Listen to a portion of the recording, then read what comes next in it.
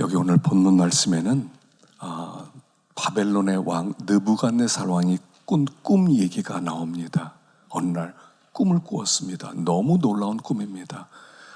뭔가 몽조가 있는 것 같습니다. 그런데 꿈을 깨고 보니까 잊어버렸어요. 자세히 생각이 안 나요. 그래서 그날의 지혜로운 사람들, 박수, 술객, 점성가, 점술가 다 불러서 꿈 좀 알아맞혀라. 그리고 해석 좀 해라. 다 불러서 얘기하니까 아무도 모르는 거. 아니, 왕이 꾼 꿈을 어떻게 압니까? 우리가 뇌 속에 들어가 있는 것도 아닌데 이건 사람이 할 수 있는 게 아닙니다. 그러니까 임금님이 화가 얼마나 나는지 다 죽여라, 그런 거예요. 그러니까 그 나라의 인재들이 한꺼번에 죽임을 당하게 된 것입니다. 그랬을 때 다니엘과 그 세 친구도 죽이려고 잡아들이게 됩니다. 그때 다니엘이 그 근위 대장이었던 아리옥의 이야기를 하죠. 왕이 왜 이렇게 급하십니까? 나에게 말미를 조금 주시면 내가 하나님께 기도해서 그 꿈을 알아내겠습니다. 그리고 나서 말미를 얻게 되죠. 그리고 그 꿈을 하나님이 보여주시고 그 꿈을 풀어준다는 내용이 오늘 본문의 내용입니다. 그런데 이 본문 내용은 사실은 주제는 이겁니다. 역사를 주관하시는 하나님의 것을 드러내는 그런 이야기가 나와 있습니다. 자, 우리 1절을 한번 보겠습니다. 1절 시작. 느부갓네살이 다스린 지 2년이 되는 해에 느부갓네살이 꿈을 꾸고 그로 말미암아 마음이 번민하여 잠을 이루지 못한지라. 꿈을 꾸었습니다. 하나님께서 구약에는요, 꿈으로 계시를 보여주시고 꿈으로 하나님의 계획을 알려주실 때가 있었어요. 그래서 구약에는 꿈으로 하나님이 그들을 이끌어갔습니다. 야곱도 그랬죠. 집을 떠나서 베델에 왔을 때 잠이 들었는데 꿈속에서 사다리를 보게 되죠.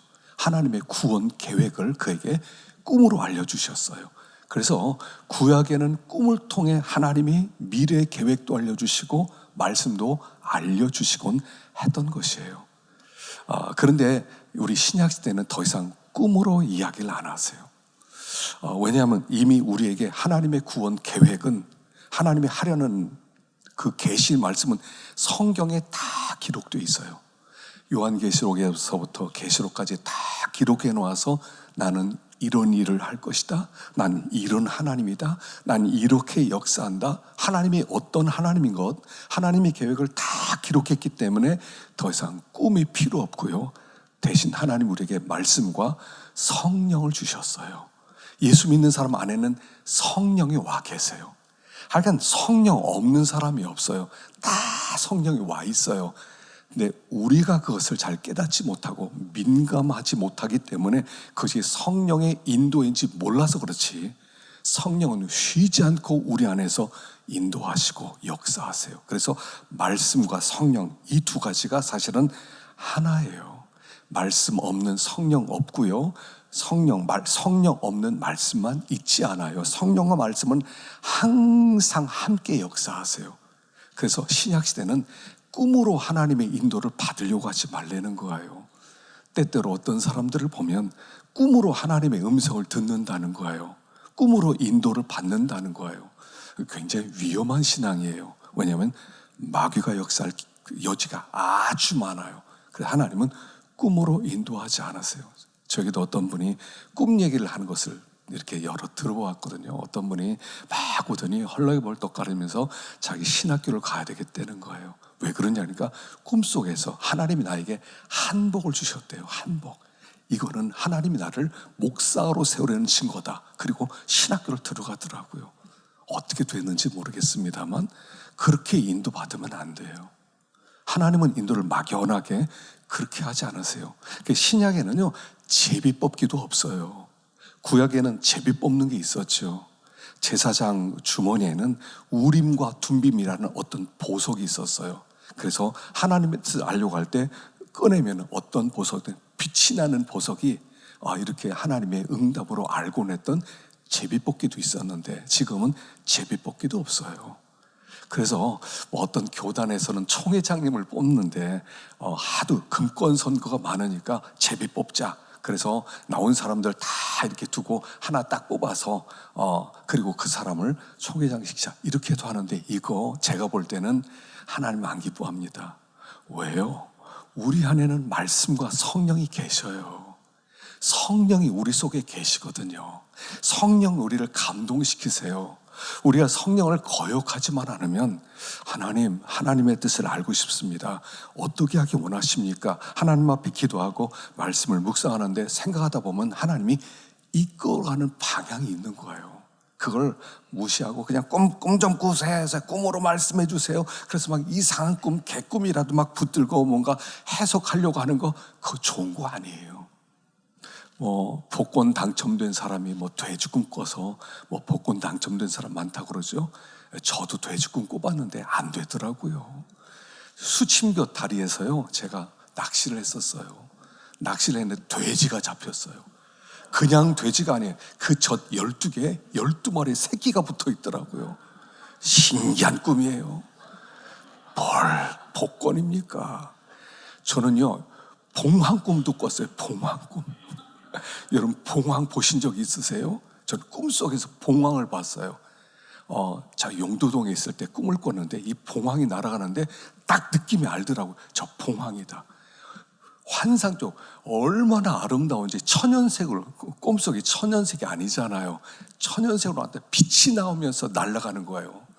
누구한테 얘기했더니 그 봉황이 왔어야 되는데 갔기 때문에 나쁘다 이러더라고요. 여러분, 다 개꿈이에요. 개꿈이에요. 꿈 가지고 얘기하지 마세요.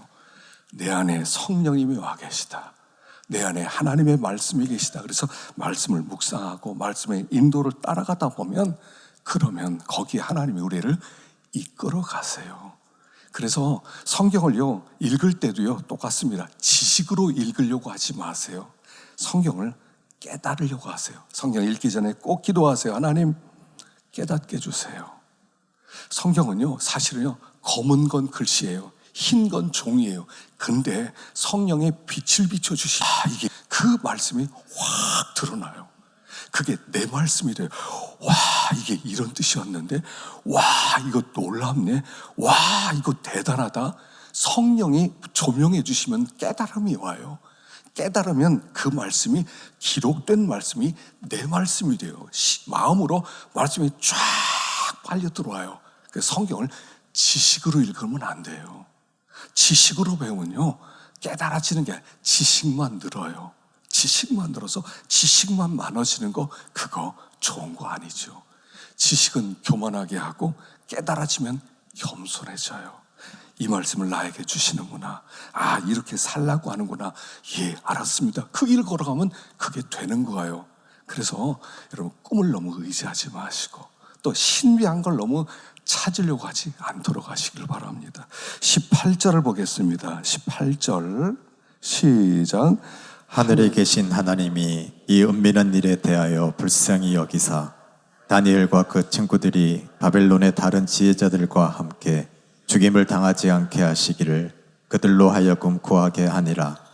이에 이 은밀한 것이 밤의 환상으로 다니엘에게 나타나 보임에 다니엘이 하늘에 계신 하나님을 찬송하니라. 아멘.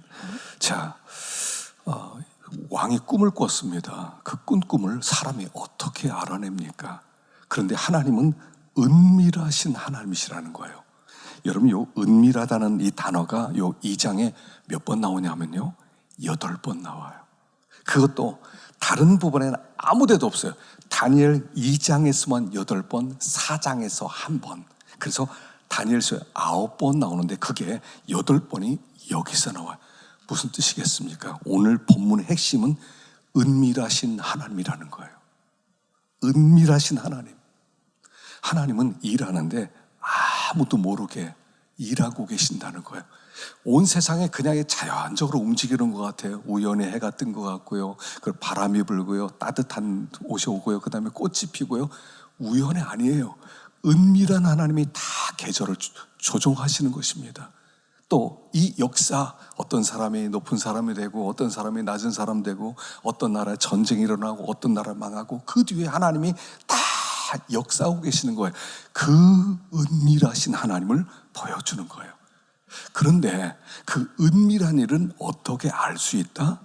기도를 통해 알 수 있다는 거예요. 그래서 여기 다 죽게 되었습니다. 이제 바벨론의 인재들, 박수, 술객들, 점술가들, 점성가들, 똑똑한 사람들 싹 모아놓고 알아맞혀.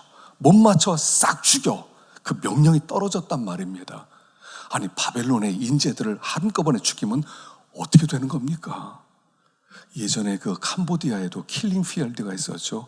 폴 포트라는 공산주의자가 공부한 사람들 때문에 나라가 문제다. 다 죽여야 된다. 그래서요 200만 명을 죽였어요. 캄보디아 사람이 800만 명인데 200만 명을 죽였어요. 손을 만져보고 이게 노동자 손이 아니고 공부한 손 갖다 죽여라. 안경 썼어? 그럼 다 죽여라. 저 공부하느라고 저 안경 써서. 그래서요 몸이 좀 허약하고 좀 이렇게 보이면 그냥 다 죽이는 거예요. 그러니 이거 회복이 안 돼요. 캄보디아가 왜 저렇게 못 살아요? 인재를 한꺼번에 다 죽여버린 거예요. 일어날 길이 없어요. 인재들이 있어야지. 지금 바벨론에 이때 인재들이 죽였으면 이 바벨론은 망합니다. 근데 다니엘과 세 친구가 시간 달라고, 우리가 기도하겠다고. 그러니까 알았다, 시간 주겠다. 그래서 이 사람들이 지금 잠깐 살아나는 거예요. 다니엘과 세 친구가 알아맞추지 못하면 그냥 죽은 목숨이에요. 그리고 그 4명이, 다니엘과 세 친구가 밤이 맞도록 합심해서 기도합니다. 그랬을 때 하나님이 그 꿈을 알려주세요. 여러분, 중보기도는요 4명이면 충분해요. 한꺼번에 막 다 모여서 하나님 국가와 민족을 위하여 기도하고 안 해도 돼요. 4명만 기도해도 돼요. 이 4명이 바벨론을 살리는 거예요. 이게 성도의 기도의 능력이에요. 하나님 우리의 기도를 들으셔요. 우리의 기도를 들으셔서 우리가 하나님 앞에 간구할 때 4명만 모여서 우리 함께 기도하자 작정하고요 4명만 모여서 기도하더라도 역사 일어납니다. 인원이 많아야만 역사하는 게 아니라 적게 기도하더라도 하나님이 역사해 주세요. 그래서 사실은요 기도하는 사람이 그 나라의 기둥이에요. 이 바벨론이 느부갓네살이 다스리고 민재들이 많이 있는 것 같지만 사실 4명의 기도가 아니었으면 다 죽은 목숨 아닙니까? 이게 성도의 기도의 능력이에요. 그래서 우리가 기도해야 돼요. 하여간 기도하는 사람이 주인공이에요. 그리고 기도하면 하나님이 은밀한 중에 보신 하나님이 다 갚아주세요. 그래서 우리가 하나님 앞에, 우리는 성도들은요 나라와 민족을 위하는 사람들은요 기도하는 사람이에요. 기도가 먼저 돼야 돼요. 그리고 기도하는 사람을 통해서 하나님은 역사의 방향을 바꾸시는 거예요. 그래서 성경에 보면요 역사의 방향이 바뀔 때마다 기도가 있었어요. 하나님 우리 기도를 그렇게 신실하게 응답하신다 하는 것을 여기 보여주고 있어요. 그래서 하여간 기도할 때 제가 생각할 땐 어떤 일이 있으면 기도하는 팀들이 만들어지면 좋겠어요. 많지 않아도 돼요. 4명이면 충분해요. 하나님이 그곳에 인도하심이 있다 하는 것입니다. 자, 꿈을 알게 되었습니다. 그 꿈의 모습을 한번 보십시다. 31절 시작.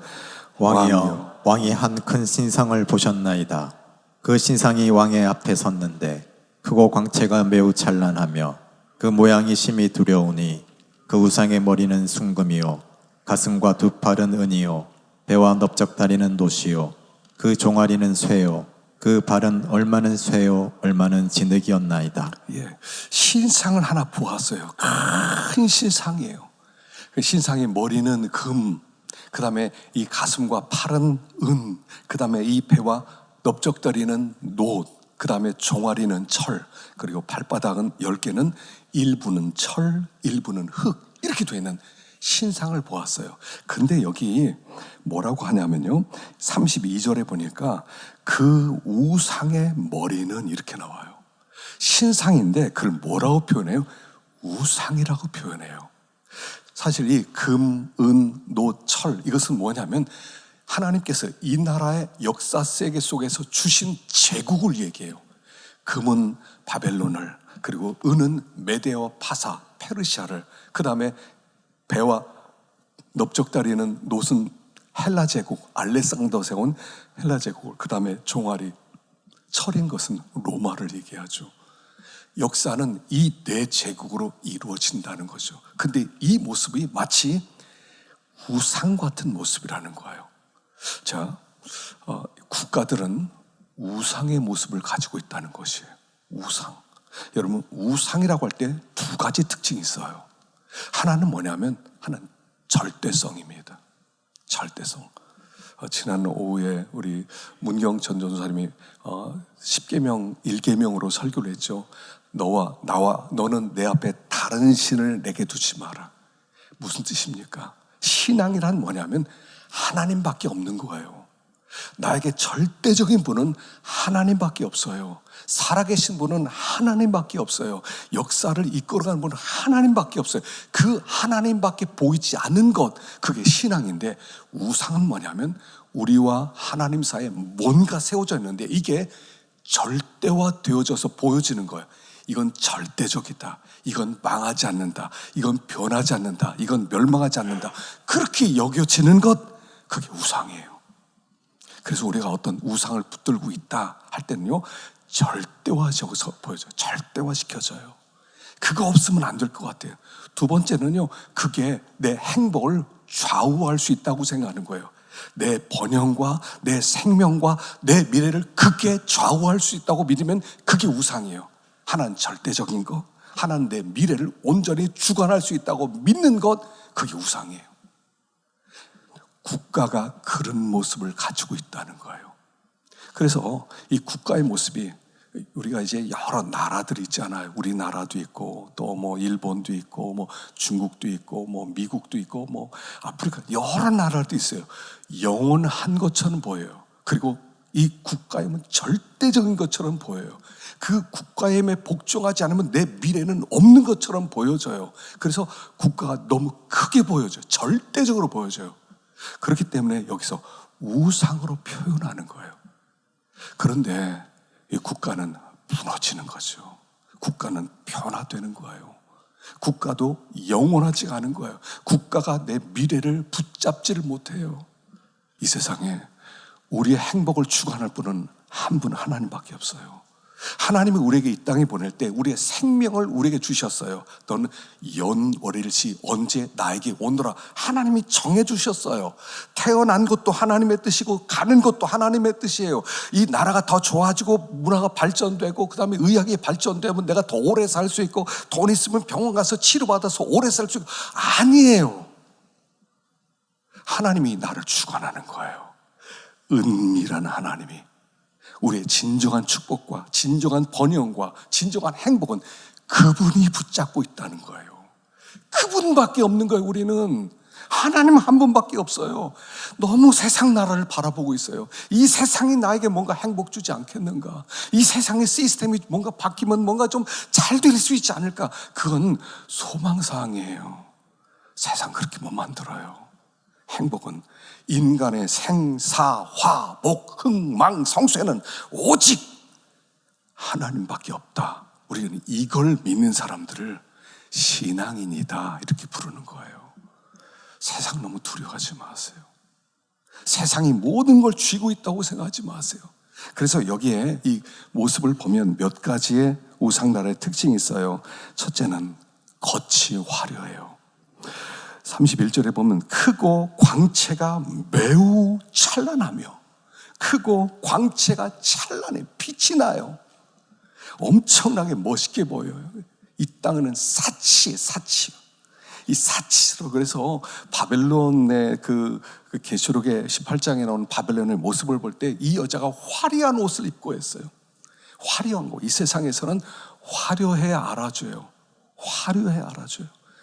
이번에 동계 올림픽에서 금메달 딴 어떤 그 자매는 보니까 람보르기니를 타고 집으로 갔다고 그러죠. 난 선물로 준 줄 알았더니 빌려준 거래. 그것도 람보르기니 빌려줬대요. 그러면서 화려한 걸 사람들이 원해요. 우상의 모습은 화려해요. 그 속에 뭐가 있는 것 같아요. 두 번째, 가치가 떨어져요. 점점 더 금, 은, 노, 철 가치가 떨어져요. 이 세상은요, 뭐든지 좋아지지 않아요. 좋아지지 않아요. 여러분, 엔트로피의 법칙이라고 알죠? 과학하는 사람들은 다 알아요. 엔트로피 법칙이 이 땅을 지배하고 있어요. 이 엔트로피 법칙이 뭡니까? 무엇이든지 새 것은 낡아진다. 이게 엔트로피의 법칙이에요. 새 차를 뽑았습니다. 좋은 차를 뽑았습니다. 그 차가 뭐 벤츠든 BMW든 관계없어요. 새 차를 뽑았어요. 한 5년쯤 지나면 어떻게 돼요? 더 좋아져요. 그 다음에 한 10년쯤 되면 막 완전히 더 새 차가 돼요? 안 그래요. 더 낡아져요. 더 낡아지고 10년, 20년쯤 되면 폐차시켜야 되겠다. 처음에 아무리 좋아도요, 낡아져요. 이 세상은 엔트로피의 법칙이 있어요. 사람도 그래요. 한때는 막 젊었고 정말 잘생기고 정말 건강했고요. 가면서 어떻게 돼요? 허리도 아프고 눈도 잘 안 보이고 머리는 희어지고 갈수록 가치가 떨어져요. 이 세상에는 모든 것은 다 그래요. 시스템이 더 좋아질 것 같습니까? 이 땅의 물건이 좋아져요? 안 그래요. 엔트로피의 법칙 때문에 낡아져요. 세 번째는 강하지만 연약해요. 이 땅에 눈에 보이는 건 강하게 보여요. 근데 그 속에 들어가 보면 연약해. 뭐든지 그래요. 여러분, 사람들이 강해 보여요. 근데 그 속에 들어보면 약해요. 늘 두려움이 있어요. 늘 불안함이 있어요. 겉으로 볼 때는 딱 만나면 인상도 무섭고 막 등치도 있고 잘못 말하면 혼날 것 같고, 근데 깊이 이야기를 하다 보면 그 속에 염려, 걱정, 그림 다 있어요. 뭐 권력을 가진 사람의 힘이 있을 것 같습니까? 한때뿐이고 권력 있는 사람도 불안해요. 돈 있는 사람은 그러면 막 떵떵거리고 편안한 잠을 잘 것 같아요. 그렇지 않아요. 약해요. 이 땅의 모든 것은 강해 보이지만 그 속은 약해요. 미국이 강해 보이지만 속으로 들어가 보면 난리예요. 그 나라 가보면 난리예요. 데모 일어나고 뭐 범죄 일어나고 낮에 밤에 다니지를 못해요. 겉으로는 강해 보이지만 속은 약해요. 기초가 약해요. 이 기초가 어떻게 됐습니까? 기초가 맨 바닥에는 발바닥에 하나는 철, 하나는 진흙이에요. 여러분, 이 철과 진흙이 섞일 수 있어요? 이 세상은요, 섞일 수가 없어요. 이 세상은 하나 되었던 적이 없어요. 여러분, 이 전 세계가 하나가 되면 얼마나 좋겠어요. 미국과 중국과 러시아와 그 다음에 뭐 이란과 어떤 나라 다 서로 사랑하고 하나 돼서 서로 돕고 나눠주고 얼마나 행복하겠어요. 근데 그렇게 안 해요. 서로가 그걸 미워하고 서로가 싸우고 합쳐지지 못해요. 이 세상의 특징은 뭐냐면 합쳐지지 못한다는 거예요. 우리나라는 어떻습니까? 이미 나뉘어졌잖아요. 세대 간에 나뉘어졌잖아요. 다 나누고 서로 막 반목 질시하잖아요. 그러면 하나 되었던 적이 있어요? 우리나라 역사에? 없어요. 우리나라만 그래요? 일본에 가보세요. 똑같아요. 미국 가보세요. 영국 가보세요. 다 똑같아요. 다 서로 싸우고 있어요. 하나 되지 못하는 세상을 우리는 살아가고 있어요. 이게 국가의 모습이란 말이에요. 그리고 어디선가 돌 하나가 쭉 날아오더니 그걸 딱 부서뜨립니다. 어디를 쳐냐면 발을 쳤다고 그랬어요. 아래를 치니까 쓰러지는 거예요. 그리고 이 돌이 완전히 지디김으로 말미암아 가루가 되고 바람이 부니까 싹 날아가요. 그 돌 하나만 점점 커졌다. 그런 얘기잖아요. 이 세상은요, 믿을 게 없어요. 의지할 게 없어요. 내 인생의 궁극적 번영을 그에게 맡길 수가 없단 말이에요. 자, 그러면 어떻게 됩니까? 45절 마지막으로 보십시다. 45절 시작. 손대지 아니한 돌이 산에서 나와서 새와 녹과 진흙과 은과 금을 부서뜨린 것을 왕께서 보신 것은 크신 하나님이 장래일을 왕께 알게 하신 것이라.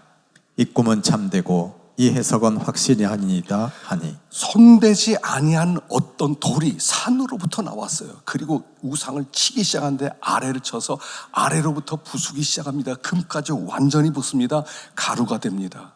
바람이 일어나니까 싹 날아가고 그 돌 하나가 점점 더 커져서 온 땅에 가득하게 된 이런 꿈, 하나님의 구원 계획을 얘기하죠. 세상 나라는 무너질 것입니다. 그러나 하나님 나라는 굳건하게 세워질 것을 얘기하는 거예요. 그래서 여기 마가복음 12장에 보면 예수님을 돌로 표현되죠. 10절 시작. 너희가 성경에 건축자들이 버린 돌이 모퉁이의 머릿돌이 되었나니 이것은 주로 말미암아 된 것이요 우리 눈에 놀랍도다 함을 읽어보지도 못하였느냐 하시니라. 예수님은 모퉁이의 머릿돌이에요. 근데 세상 사람들이 자기 세상 나라 세우는데 필요 없다고 갖다 버렸어요. 그랬더니 하나님 나라를 세우는 돌이 되었다는 겁니다. 그리고 그들이 점점 더 커져요. 커지는 것을 여기 겨자씨 비유로 설명하고 있는 게 마가복음 4장 30절입니다. 시작. 또 이르시되 우리가 하나님의 나라를 어떻게 비교하며 또 무슨 비유로 나타낼까? 겨자씨 한 알과 같으니 땅에 심길 때에는 땅 위의 모든 씨보다 작은 것이로되 심긴 후에는 자라서 모든 풀보다 커지며 큰 가지를 내나니 공중의 새들이 그 그늘에 깃들 만큼 되느니라. 예, 겨자씨는 아주 작은 씨예요. 예수님 이 땅에 정말 보잘것없는 분으로 오셨어요. 근데 그분 때문에 점점 더 하나님 나라가 지금 세워지고 있어요. 그래서 겨자씨가 자라서 나중에는 새들이 다 나와서 쉴 수 있는 그런 곳이 된 것처럼 하나님 나라는 지금도 자라고 있다, 이런 뜻이에요. 자라고 있다. 하나님 나라가 점점 더 자라고 있어요. 눈에 보이진 않아요. 근데 하나님은 은밀하신 하나님이라 은밀하게 일하세요. 은밀하게 일하세요. 하나님이 일하는 걸 보면요, 사람은 알 수가 없어요. 겉으로 보면 이 세상 나라가 막 커지는 것 같은데 그 속을 들어가 보면 하나님이 일하고 있는 것을 볼 수가 있어요. 겉으로 보면 세상 나라가 커지는 것 같아요. 속을 들어가 보면 하나님이 은밀하게 일하고 계세요. 은밀하게 일하고 계세요. 세상 나라가 중요한 게 아니라는 거예요. 여러분, 제가 얼마 전에 어거스틴이 신의 도성이라는 책을 썼다고 얘기했죠. 신의 도성을 썼던 이유는 두 가지예요. 하나는 뭐냐면 로마가 이제 그때 망했거든요. 로마가 망하는데 로마 사람들이 이거 기독교인 때문에 망했다. 저 기독교인들이 우리의 신을 섬기지 않고 뭐 하나님을 섬겼기 때문에 망했다. 그래서 거기에 대한 변증을 하고 해서 그런 것이 아니다. 이 나라 망해서 오히려 우상을 섬겼기 때문에 망했다. 첫째 내용이 그거였고요. 둘째 내용은 뭐냐면 기독교인들 때문이에요. 로마가 망했네. 로마는 안 망할 것 같아서 얼마나 역대 이래로 영광스러운 나라가 로마였습니까? 철로 표현된 강력한 나라였는데 위쪽에서는 게르만족 속에 의해서 나라가 망해요. 그러니까 기독교인들이 로마가 망했네? 우리는 어떻게 하지? 하는 것에 대한 변증으로 두 번째 쓴 거예요. 걱정하지 마라. 세상 나라 망해도 하나님 나라는 망하지 않는다. 그래서 원래 그 내용이 신국론이거든요. 하나님의 나라와 마귀의 나라가 있다. 마귀의 나라는 무너지고 하나님 나라는 계속해서 부흥하게 되고 하나님 나라는 더 커지게 될 것이다. 이런 내용으로 썼어요. 겉으로 보면 이 세상이 막 잘 되는 것 같고 이 세상 막 융성하고 발전하고 이런 것 같아요. 그거 아니라는 거예요. 도리어 하나님 나라가 세워지고 있다는 거예요. 하나님 나라. 그리고 마침내 그가 다스리는 나라가 올 거라는 거예요. 그게 여기 계시록 11장 15절입니다. 읽어보겠습니다. 시작. 일곱째 천사가 나팔을 불매 하늘에 큰 음성들이 나서 이르되 세상 나라가 우리 주와 그의 그리스도의 나라가 되어 그가 세세토록 왕노릇 하시리로다. 세상 나라가 그리스도의 나라가 될 것이다. 그리고 그가 다스릴 것이다. 이게 핸델이 썼던 메시아 44번 할렐루야의 주제예요. 이게 11장 15절이 그가 다스린다. 그가 다스린다. 이 세상 나라를 망하고 그가 다스린다. 계속 강조하는 거예요. 그가 다스리게 될 것이다. 하나님 나라가 다스립니다. 겉으로 볼 때는 하나님 나라가 잘 안 보여요. 그러나 겉으로 볼 때는 세상 나라가 잘 되는 것처럼 보여요. 그러나 하나님은 은밀한 하나님이에요. 그래서 이 주제가 은밀한 하나님의 역사예요. 은밀한 하나님, 눈에 보이지 않게 일하시는 하나님. 예전에 그 방질 목사님이라고 아시죠? 104세 세상을 떠나셨어요. 훌륭한 분이세요.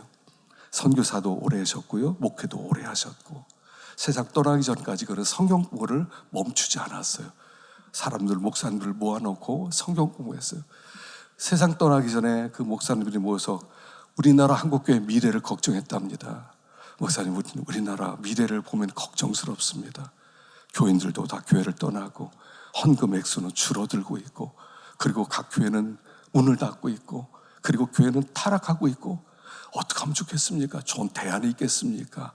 물어봤답니다. 그랬더니 방질 목사님 한마디를 하셨대요. 괜찮아 그랬더래요. 괜찮아. 괜찮다고요? 왜 괜찮아요? 하나님의 나라는 하나님이 세워나가는 거야. 우리들의 열심이나 우리들의 능력이나 우리 땀으로 세워지는 것 같지? 그거 아니야. 하나님이 세우셔. 하나님의 은혜로, 하나님의 능력과 계획 속에 하나님이 세워나가고 있어. 괜찮아 그러더래요. 저도 이렇게 목회를 이렇게 올해 30년째 딱 하면서 돌아보니까 제가 가끔씩 옛날의 원고를 보거든요. 어떤 때는 이거 설교 같지도 않아요. 아니 내가 이런 설교를 했다고? 말도 안 돼. 그런 것들이 부직이에요. 제가 책을 못 쓰는 이유가 뭐냐면 너무 허접해서요. 돌아봐요. 그럼 이 목회는 누가 했냐? 네가 했냐? 네가 열심히 있게 막 기도 엄청 열심히 하고 네가 막 능력 있고 막 책 보고. 젊었을 때는요 진짜 설교 잘해보려고 책을 막 항상 이렇게 싸놨어요. 책방에 가면 한 30권씩 사와요. 그리고 그냥 하루에 2권씩 읽어요. 좋은 거 있으면 또 빼놓고 또 써놓고 그러면서 설교를 했어요. 그러면 네가 그거 했냐? 아니라는 거예요. 그분이 은혜로 해나가는 거예요. 우리 인생 내 능력으로, 내 열심으로, 내 수고로, 내 땀 흘림으로 세워집니까? 아니에요. 지금까지 지내온 것 주의 크신 은혜라 해요. 은혜예요. 괜찮아. 하나님 나라는 세워지고 말 것입니다. 정말 우리에게 중요한 것은 뭐냐면 우리나라 미래가 어떻게 될 것이냐, 또 뭐 역사는 어떻게 흘러갈 것이냐, 여러분 이런 게 아니에요. 진짜 중요한 것은 내가 어디에 소속된 사람이냐는 거예요. 내가 이 땅의 나라가 아니라 내가 이 하나님께서 오시는 그 하나님 나라 소속이라는 것, 그 소속이 중요한 것이지 땅의 나라 맨날 바라보고 땅이 나에게 뭘 주고 땅이 뭐 어떻고 땅이 뭐하고 그거 아니라는 거예요. 그분이 세우는 거예요. 우리는 은혜 아래 있어요. 우리는 은혜 아래 있어요. 하나님을 우리 붙잡고 계시고 우리를 이끌어 가시고. 여러분 너무 불안해하지 마세요. 우리나라 바라보고 역사를 바라보고 너무 불안해하지 마세요. 그가 하나님 나라를 세우는 중이세요. 은밀한 하나님이. 그래서 우리는 안심이에요. 그 자리에서 내 할 일을 하는 것 뿐이에요. 내가 그 구원 역사에 쓰임 받는 것 뿐이에요. 그러나 그가 일하시는 거예요. 은밀하신 하나님, 비밀스럽게 일하시는 그 하나님, 그 하나님이 주인공이다 하는 것입니다. 우리가 지금 성찬에 참여한 것은 그분이 우리의 하나님이시고 그분이 우리와 함께 한다는 것을 증거하는 것이 성찬입니다. 성찬에 참여한 우리는 하나님의 언약 백성이라는 것, 이미 우리 안에 생명이 와 있다는 것, 이걸 다시 한번 확인하는 시간이 되는 것입니다. 어떤 것 때문에 불안해하시고 두려워하세요? 걱정하지 마세요. 괜찮아요. 은혜로 여기까지 온 것처럼 은혜로 또 전진하게 될 것입니다. 이 믿음으로 승리하기를 축원합니다. 기도하겠습니다.